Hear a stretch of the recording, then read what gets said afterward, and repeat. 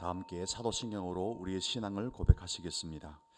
전능하사 천지를 만드신 하나님 아버지를 내가 믿사오며 그 외아들 우리 주 예수 그리스도를 믿사오니 이는 성령으로 잉태하사 동정녀 마리아에게 나시고 본디오 빌라도에게 고난을 받으사 십자가에 못 박혀 죽으시고 장사한 지 사흘 만에 죽은 자 가운데서 다시 살아나시며 하늘에 오르사 전능하신 하나님 우편에 앉아 계시다가 저리로서 산자와 죽은 자를 심판하러 오시리라.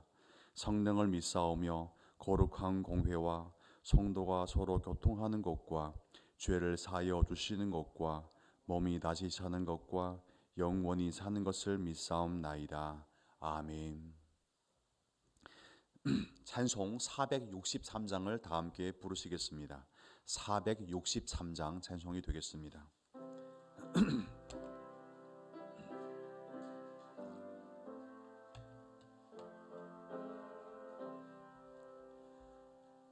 신자 되기 원합니다.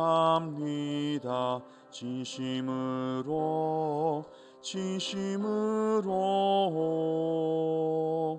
신자 되기 원합니다. 진심으로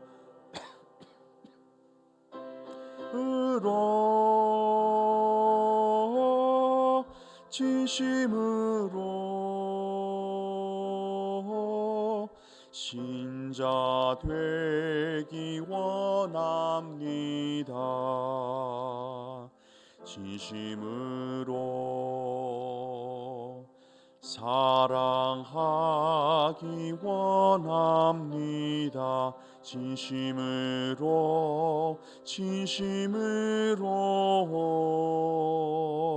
사랑하기 원합니다.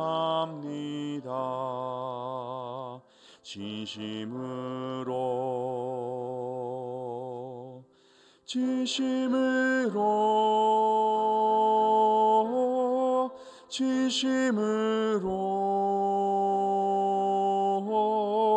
사랑하기 원합니다. 진심으로 거룩하기 원합니다. 진심으로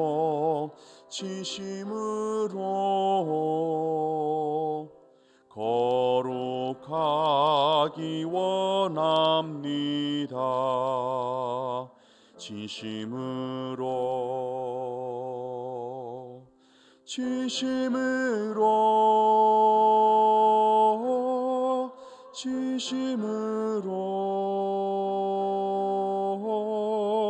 거룩하기 원합니다.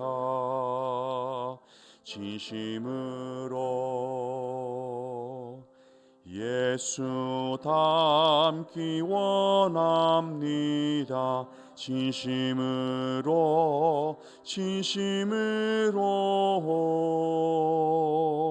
예수 닮기 원합니다. 진심으로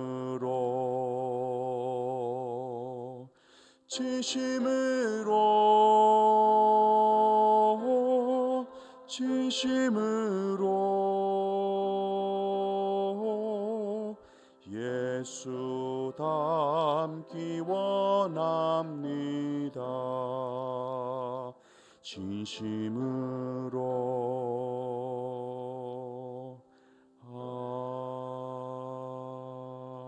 아멘. 이 찬양의 가사가 우리 하루의 신앙 고백이 되기를 소망합니다. 다 함께 보실 말씀은 구약 성경 사무엘하 18장 1절로부터 18절까지 말씀이 되겠습니다. 사무엘하 18장 1절부터 18절까지 말씀이 되겠습니다. 찾으신 말씀을 교독하시고 18절 말씀을 다 함께 합독하시겠습니다. 1절 말씀을 제가 먼저 대독하겠습니다. 이에 다윗이 그와 함께 한 백성을 찾아가서 천부장과 백부장을 그들 위에 세우고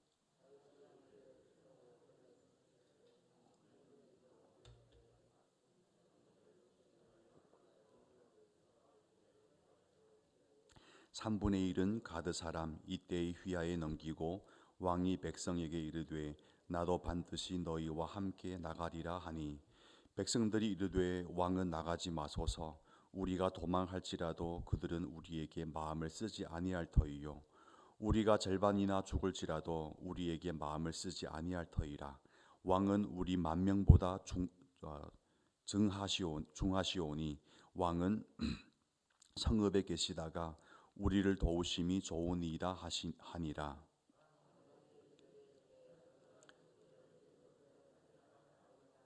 문 곁에 왕이 섬에 모든 백성이 100명씩 1000명씩 대를 지어 나가는지라. 왕이 요압과 아비새와 이때에게 명령하여 이르되 나를 위하여 젊은 압살롬을 너그러이 대우해 하라 하니 왕이 압살롬을 위하여 모든 군지 휘관에게 명령할 때에 백성들이 다 들으니라. 들로 나가서 에브라임 수풀에서 싸우더니 거기서 이스라엘 백성이 다윗의 부하들에게 피하매 그날 그곳에서 전사자가 많아 2만 명에 이르고 그날의 수풀에서 죽은 자가 칼에 죽은 자보다 많았더라. 압살롬이 다윗의 부하들과 마주치니라. 압살롬이 노새를 탔는데 그 노새가 큰 상수리 나무 번성한 가지 아래로 지날 때에 압살롬이 머리가 그 상수리 나무에 걸림에 그가 공중과 그 땅 사이에 달리고 그가 탔던 노새는 그 아래로 빠져나간지라. 알려 이르되 내가 보니 압살롬이 상수리 나무에 달렸더이다 하니 요압이 그 알린 사람에게 이르되 네가 보고 어찌하여 당장에 쳐서 땅에 떨어뜨리지 아니하였느냐 내가 네게 은 10개와 띠 하나를 주었으리라 하는지라. 내가 내 손은 1000개를 받는다 할지라도 나는 왕의 아들에게 손을 대지 아니하겠나이다. 우리가 들었거니와 왕이 당신과 아비새와 이때에게 명령하여 이르시기를 삼가 누구든지 젊은 압살롬을 해하지 말라 하셨나이다. 아무 일도 왕 앞에서 숨길 수 없나니 내가 만일 고역하여 그의 생명을 해하였더라면 당신도 나를 대적하였으리이다 하니 지체할 수 없다 하고 손에 작은 창 셋을 가지고 가서 상수리 나무 가운데서 아직 살아있는 압살롬의 심장을 찌르니 요압의 무기를 든 청년 10명이 압살롬을 에워싸고 쳐 죽이니라. 그치게 하니 그들이 이스라엘을 추격하지 아니하고 돌아오니라. 그들이 압살롬을 옮겨다가 숲을 가운데 큰 구멍에 그를 던지고 그 위에 매우 큰 돌 무더기를 쌓으니라. 온 이스라엘 무리가 각기 장막으로 도망하니라. 압살롬이 살았을 때에 자기를 위하여 한 비석을 마련하여 세웠으니 이는 그가 자기 이름을 전할 이에게 내게 없다 말하였음이더라. 그러므로 자기 이름을 기념하여 그 비석에 이름을 붙였으니 그 비석이 왕의 골짜기에 있고 그것을 압살롬의 기념비라 일컬었더라. 아멘. 새벽에 예배 나오실 때 8명의 성도님께서 1000번째 예물을 올리셨습니다. 새벽 예배 자리에 오신 모든 분들에게 하나님께서 기도 응답을 허락하시는 큰 기쁨이 있기를 주님 이름으로 축복을 드립니다. 오늘 본문 말씀 보면 하나의 질문이 나옵니다. 왕이 즉 다윗이죠. 다윗이 그렇게 극구하여서 부탁했던 일을 왜 군대 장관이 요압이 어겼는가? 사실 이 질문 하나가 전반적인 긴 이야기 핵심 질문이기도 합니다. 왕이 그렇게 부탁한 일을 왜 요압 장군이 기어코 명을 어겨가면서까지 압살롬을 쳐 죽였는가에 대한 질문을 여러분은 마음에 품고 이 전반적인 이야기를 볼 필요가 있습니다. 이렇게 왕과 요압 장군 사이에 발생하게 되는 미묘한 이 갈등의 이야기가 사실 이 전반적인 18장의 내용을 담고 있는 정서이기도 합니다. 그렇다면 이 어려운 갈등 관계를 풀어가기 위해서 우리는 이 질문을 요약해주는 단어를 찾아야만 합니다. 그 단어가 뭘까? 두 개의 단어가 또 요약이 됩니다. 지난번 설교 때 제가 말씀드렸지만 다윗과 압살롬의 관계에서 우리가 반드시 끝까지 품고 나가는 두 가지 단어가 있다면 바로 정의와 은혜 혹은 정의와 사랑이라고 표현할 수도 있을 것 같습니다. 정의와 사랑이라는 두 가지 키워드를 떠나서는 압살롬과 다윗 그리고 요압 사이의 그 긴장 관계를 우리는 이해할 수도 없고 성경의 흐름을 잘 파악할 수 없거든요. 왕을 보좌하는 요압 장군의 입장에서 볼 때와하고 다윗이 아비의 입장으로서 압살롬에 대한 이 문제를 볼 때 시각은 큰 차이가 있었습니다. 일단은 요압 장군의 입장에서 한번 살펴보게 된다면 왕을 보좌하는 요압 장군의 입장에서 볼 때 다윗 왕은 아버지로서 사랑을 베푸는 것은 당연한 것이라고 이해했을 것 같습니다.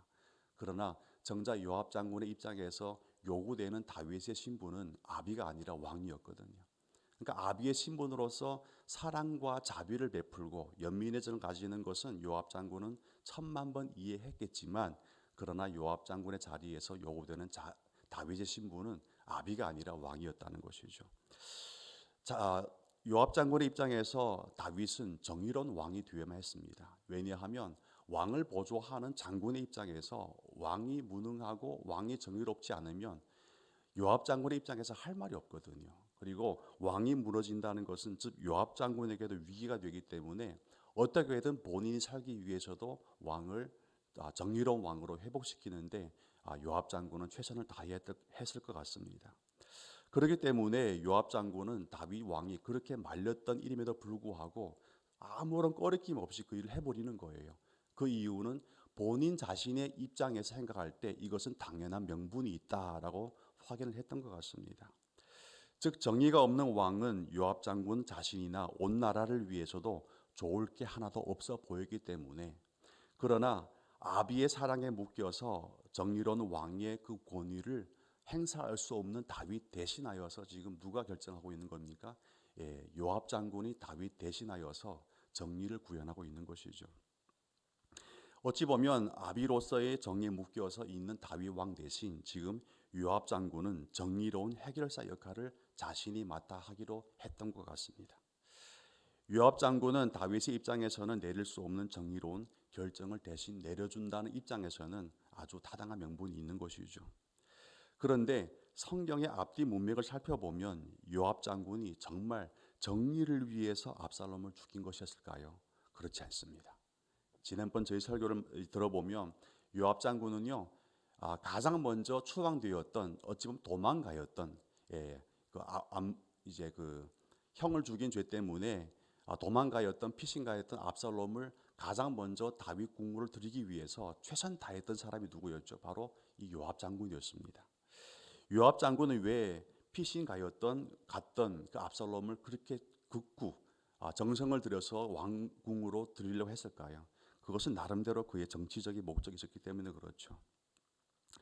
요압 장군의 정리는요 항상 이렇듯이 필요하면 땡기고 필요 없으면 놔버리고 혹은 제거해버리는 필요 중심적인 정리였습니다. 정의는 필요 중심적이 될 수 없죠. 정의는 그 자체로 정의야만 합니다. 그러나 요압 장군이 따지고 말하고 그가 명분으로 내세우는 정의는요 항상 자기의 필요 중심적이었습니다. 자기를 필요를 채워서 가지고 있는 한 자루의 날카로운 칼일 뿐이었던 것이죠. 압살롬이 예루살렘으로 복귀한 것도 그렇고 지금 자기의 손으로 다시 압살롬을 처단하는 일을 봐서도 분명히 요압 장군이 내세우는 명분이었던 정의는 정의롭지 않다는 것을 알 수 있는 것입니다. 요압의 계획과는 다르게 왕궁으로 들였던 압살롬이 너무나 앞서갔던 것 같습니다. 요압이 아무리 생각을 탁월하게 할지라도 이 압살롬이 왕궁으로 들어와서 아비가 자신을 만나주지 않는다는 거에 큰 분노를 품고 쿠데타를 일으킬까지 이게 담대한 일을 계획할 줄은 몰랐던 것 같아요. 근데 이 아들이 쿠데타를 일으켰으니까 이 아들을 제거해야만 나중에 아들이 살아 있어도 그렇고 없어져도 그렇고 여러모로 보아서도 요압 장군의 입장에서는 손해 볼 것이 없다는 것이죠. 요압 장군의 입장에서는 압살롬이란 존재는요 너무나 큰 리스크를 가져다 주는 그런 시한폭탄이었던 것 같습니다. 그래서 전쟁을 딱 지켜보니까 지금 세 군대로 나누어서 지금 압살롬과 전쟁을 이루고 있는데 전반적인 큰 대세는요, 다윗 왕의 군대 쪽으로 승리하는 쪽으로 기울고 있다는 것을 지금 요압 장군은 확인했던 것 같습니다. 그때 요압 장군은 선뜻이 이제 이때다 하고 뭐라고 합니까? 압살롬을 살려두지 않으려고 합니다. 필요할 때는 자기 편으로 땡기고 필요 없으면 가차없이 정의를 명분으로 하여서 제거해 버리는 사람이 바로 요압 장군이었고, 그가 내세우는 정의였다는 것을 지금 말씀하고 있는 것이죠. 성경의 이야기를 멀리서 보면 좀 멀리서 볼 필요가 있어요. 지금까지는 가까이서 좀 봤는데요, 좀 멀리 떨어져 본다면 전반적인 이야기 가운데서 우리가 부각하고 있는 두 인물이 있다면 바로 다윗과 요압인데, 죽은 압살롬은 그 나중의 이야기입니다. 많은 분들은 머리를 이렇게 얘기하는데 사실은 머리카락이 중요한 건 아니거든요. 멀리서 보면 다윗과 요압 장군을 이제 딱 이름표 지어주는, 이름표를 달아주게 되는데, 다윗에게서 우리가 발견할 수 있는 이름표는요, 정의가 타협된 사랑이었고, 요압 장군의 가슴에 붙어있는 큰 이름표에는요, 사랑이 없는 정의였습니다. 이해하시겠죠? 사랑이 없는 정의, 정의가 타협돼 버린 사랑. 이것이 다윗과 요압이란 두 장군이 보여주는 하나의 갈등의 현실입니다. 여러분과 저에게도 이런 갈등이 있지 않습니까? 사랑은 있는데 정의가 타협되었어요. 또 정의는 있는데 사랑은 없는 겁니다. 그러다 보니까 폭력이 되고 한쪽에는 방종이 되어버리는 거죠. 방종도 있어서는 안 되고 폭력적에서도 돼서도 안 되는 것이죠. 그러니까 다윗과 요압이라는 이 두 인물 속에서, 충돌 속에서 우리가 발견할 수 있는 것은 하나의 화목을 이룰 수 없는 두 키워드의 충돌과 만남입니다. 사랑은 있어야 되겠는데 정의는 따져야 되겠고, 정의는 우리가 물어야 되겠는데 사랑하지 않으니까 폭력밖에 되지 않는 겁니다. 폭력이 나오면요, 폭력을 낳고 그 속에는 죄밖에 이제 이어지지 않거든요. 이와 같은 사실을 통하여서 우리가 하나의 적용거리를 찾게 된다 믿었습니다. 여러분과 저의 주변에도 요압 장군이 참 많다는 것을, 어찌 보면 여러분과 저가 요압 장군의 입장에서 항상 살고 있다는 것을 발견하게 될 것입니다. 요압 장군은 어떤 사람입니까? 원칙을 크게 말하는 사람이었습니다. 원칙을 말하는 거 잘못한 거 아니죠. 하지만 정확한 입장에서 또 정확한 그릇으로 원칙을 담아낼 때 비로소 그 원칙이 의미가 있게 되는 것이죠. 요압 장군의 문제는 뭐였습니까? 원칙은 따졌는데 그 원칙에는요, 정확한 그릇이 없는데 그 그릇이 바로 사랑의 그릇이었습니다. 자비의 그릇. 성경은 항상 여러분과 저에게 요구하는 하나의 은혜가 있는데 바로 자비이죠. 사랑이죠. 뭘 하든 사랑과 자비로 하라, 이렇게 말씀했습니다. 그러나 다윗에게는 이것은 있는데 정의는 없었고, 한편 요압에게는 원칙과 정의는 있었는데 사랑과 자비가 없었다는 게 문제가 되는 것이죠. 여러분과 저희 삶 가운데도 똑같은 현실이 있는 것 같습니다. 이거 있으면 저거 없고 저거 있으면 이거 없는 갈등이 있다는 것이죠. 여러분의 문제 해결에서도 요압 장군의 사례를 바라볼 때 우리가 배우는 하나의 배움이 있습니다. 바로 법대로 한다 혹은 원칙대로 한다고 하는 경우가 많은데, 저도 그렇습니다. 그런데 그 법과 원칙에 사랑과 자비 혹은 긍휼이 없다면, 그와 같은 그릇으로 그 원칙과 법을 담아내지 않는다면 어떻게 될까요? 그 또한 따지고 있는 원칙과 법이 또 하나의 절망과 눈물만 만들어낼 뿐이라는 것이죠. 여러분과 원칙을 따질 때 그 원칙이 사랑과 긍휼로 담아내지 않는다면 그 자리에는요, 여러분이 따지고 묻는 그 자리에는요, 또 하나의 원망과 아픔이 만들어지게 됩니다. 그 원망과 아픔이 쌓여서 여러분에게 또 똑같은 일이 발생하게 될 것입니다. 여러분의 문제 해결 방식이 어떻습니까? 아무리 원칙적으로는 당연한 명분이 있고 요압 장군처럼 흠이 없을지라도 압살롬은 1000만 번 죽어도 마땅한 사람입니다. 여러분 자리에서 압살롬이 여러분의 앞에 있다면, 여러분이 다윗이고 여러분이 요압이라면 압살롬 살려줄 수 있겠습니까? 살려줄 수가 없어요. 저라도 그렇겠습니다. 그러나 아무리 명분상에 원칙적으로 타당하고 흠이 없을지라도 사랑과 자비의 은혜로 담아내지 않을 때는 그 원칙은 또 하나의 폭력을 낳을 뿐입니다. 성경은 이와 같은 사실을 알려주고 있는 것이죠. 여러분께서 원칙을 따지고 싶습니까? 여러분께서 생각하는 타당한 정의를 내세우고 싶습니까? 그러면 한 번 더 기도해 보십시오. 어떻게 기도하면 좋을까요? 하나님, 제가 지금 내세우고 있는 아주 당연한 원칙과 이 정의와 이 따져야만 하는 이 사실이 과연 하나님 앞에서 사랑과 자비로 담아내는 원칙인가? 혹은 정의인가를 물어야 할 것입니다. 만약 기도했는데도 편안한 마음이 든다면 여러분 가서 당연히 이것은 원칙적으로 이렇습니다. 이것은 정의로운 것입니다로 이야기하십시오. 그 따지는 자리는요, 화목이 있을 것입니다. 회복이 될 것이에요. 하지만 원칙과 정의를 물었는데 오히려 그 묻는 자리가 파열의 자리가 되고 오히려 회복이 아니라 갈등과 더 큰 절망을 낳게 되는 자리라면 그 따짐은요, 여러분 잠시 보류해 둘 필요가 있습니다. 묻지 말라는 게 아닙니다. 묻더라도 하나님 앞에서 사랑과 자비로 담아냈는가를 물어야 되는 것이죠. 그것이 없다면 오히려 여러분이 확인되는 그 자리가 오히려 다른 사람은 그 자리에서 죽게 되는 것이죠. 여러분, 나의 가족입니다. 압살롬은 다윗의 가족이었고 요압의 가족이었습니다. 그러나 가족을 대할 때 아비는 자비로움으로 대하기 원했고, 그러나 이 장군은 철저한 날카로운 정의만 내세웠습니다. 가족을 대할 때 어떻게 대해야 될까요? 가족을 대할 때는 반드시 원칙을 따지되 아이를 방종해 두지 않지 않습니까? 하지만 여러분, 아이를 훈계할 때 만약 이 애를 없애버려야 되겠다고 하는 사람이 있습니까? 없어요. 어떻게 할까요? 사랑으로 담아내는 것이죠.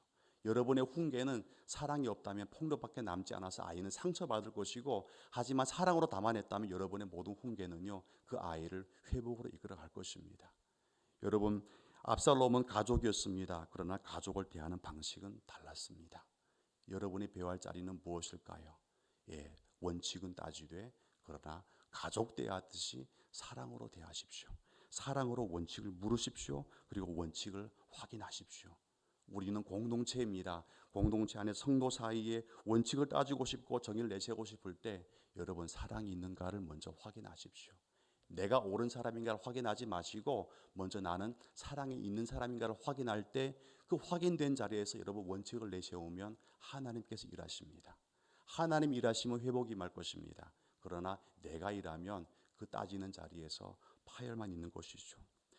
여러분, 나의 가족에게 여러분 원칙을 적용하듯이 공동체 안에서 여러분의 이웃과 혹은 여러분의 가족 사이에 혹은 자녀 사이에 혹은 친족 사이에 원칙을 묻고 싶거든 하나님 앞에서 그 원칙은 배려와 사랑으로 담아내고 있는지 충분히 기도하고 은혜가 충분해질 때까지 기다렸다가 그 원칙을 확인하십시오. 그러면 요압 장군의 폭력이 아니라 또 다윗이 가지고 있는 정의가 구현되지는 사랑뿐만 아니라 십자가 위에서 온전히 우리를 위해 자신이 죽음으로 우리의 모든 구원을 이루어 가신 예수 그리스도의 사랑과 원칙의 평화로운 만남이 여러분의 삶의 현실을 통해서 이루어질 것입니다. 여러분 기억하십시오. 사랑이 없이는 무엇도 의미가 없다. 그러나 사랑만 있어도 안 된다. 원칙을 따지고 싶거든 우선 사랑을 확인하라. 바로 이 본문이 그런 이야기를 여러분과 저에게 전달해 주고 있는 것이죠. 이 본문을 붙잡고 여러분 오늘 하루 여러분의 모든 성격과 성질이 앞서오지는 것이 아니라 오히려 하나님 앞에서 다듬어진 성품이 여러분의 모든 확인되는 날카로운 원칙을 더욱더 은혜롭게 적용해가는 역사가 있기를 주님의 이름으로 축복을 드립니다. 기도드리겠습니다. 아버지 하나님, 아무리 보아도 갈등밖에 찾아낼 수 없는 압살롬의 죽음의 현실을 통해서 또 다윗과 요압 장군 사이에는 미묘한 관계를 통해서 우리가 배우는 오늘 하루 살아가는 평화로운 또는 은혜로운 성도의 삶의 진실이 있었습니다. 원칙을 내세우고 싶고 나의 모든 입장을 따지고 싶고 정의를 확인하고 싶지만 그러나 사랑으로 담아내지 않는다면 잠시 유보해두고 하나님 앞에 나의 모든 삶을 위해 찾아오신 십자가 위에 자신의 희생으로 우리를 사랑으로 품어내시고 구원하신 예수를 깊이 생각하여서 예수님이 나에게 원칙을 따지듯이 그러나 사랑으로 품어내듯이 우리도 똑같은 예수의 사랑으로 우리가 확인하고 싶은 또 내세우고 싶은 명분을 전달할 수 있는 은혜로운 성숙을 허락하여 주시옵소서. 들어진 모든 예물 가운데도 하나님께서 살펴보시며 필요에 따라 주님께서 이미 예비해 주신 공급의 은혜를 오늘 하루 맛보아 알게 하여 주시옵소서. 모든 영광 주님께 돌리고 살아계신 예수님의 이름으로 기도드립니다. 아멘. 하늘에 계신 우리 아버지여, 이름이 거룩히 여김을 받으시오며 나라가 임하시오며 뜻이 하늘에서 이루어진 것 같이 땅에서도 이루어지이다. 오늘날 우리에게 일용할 양식을 주옵시고 우리가 우리에게 죄진 자를 사여 준 것 같이 우리 죄를 사여 주옵시고 우리를 시험에 들게 하지 마옵시고 다만 악에서 구하시옵소서. 대개 나라와 권세와 영광이 아버지께 영원히 있사옵나이다. 아멘. 여러분의 개인 기도 제목으로 새벽 기도를 열어가시기 전에 우선 공동체 기도 제목으로 함께 새벽 기도를 열어갔으면 좋겠습니다. 기도 제목을 나누겠습니다. 치유 감사 일기를 이번 주부터 이제 쓰게 되는데요. 여러분 마음을 다하여 기도하며 이 감사 일기를 잘 이어나가길 바랍니다. 또 이 감사 일기를 통해서 우리 모든 삶 가운데 예수님께서 만지어 주시는 참된 치유와 은혜를 회복하게 해달라고 한번 기도했으면 좋겠습니다. 또 2차 임직자 교육 훈련이 이번 주부터 진행되고 있습니다. 모든 임직 대상자들이 기도와 겸손으로 임직을 잘 준비하고 이분들을 통하여서 교회가 더욱더 복음 안에 견고히 세워져 갈 수 있도록 여러분 함께 기도했으면 좋겠습니다. 교회 학교의 인천 노예 대회 준비를 지금 계속 준비 중에 있습니다. 참여하는 학생들과 교사들 그리고 함께 기도로 응원한 성도님들의 그 기도가 열매를 맛볼 수 있도록 한 주먹 기도하고 우리 주변에는 여러모로 암투병을 위해서 또 중환자실에서 여러 잉태와 삶의 관계의 문제, 경제의 문제를 두고 아픔에 있는 분들이 참 많습니다. 여러분 기억되는 분들이 있다면 참고하여 함께 기도해 주시고 하나님의 응답이 있기를 소망하며 또 여러분의 개인 기도 제목으로 계속 새벽의 자리를 이어갔으면 좋겠습니다.